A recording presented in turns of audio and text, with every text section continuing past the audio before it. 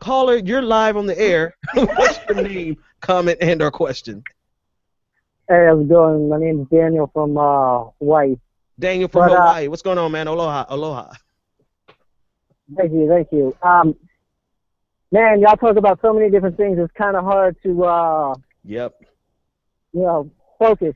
But there's one thing that I really wanted to talk about that nobody ever talks about anywhere, and I've never heard y'all mention it or anybody else mention it. Okay. But when it comes to taxation, it's the one thing, God help me, Trump said that is right.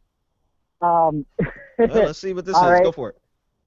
But if you actually look at what he has on his website with the tax plan, the first $25,000 that is would be a new tax bracket where you wouldn't be taxed. And his idea behind that is that for your living expenses, you shouldn't be taxed.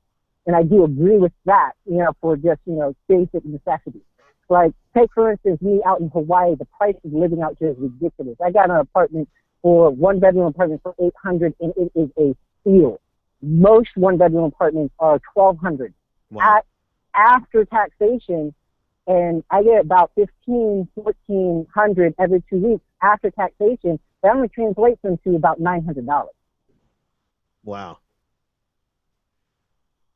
So after Medicare, Social Security, federal, and state tax, I only receive 69% of what I get paid. Yep. We're all ears, man. Go for it.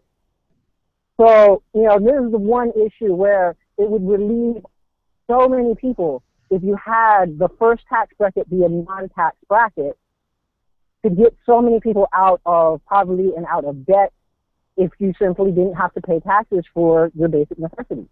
I would honestly, I would agree with you on that portion. Thanks so much for the call. The only problem I have is that Donald Trump's policy after that tax bracket really is untenable in my opinion.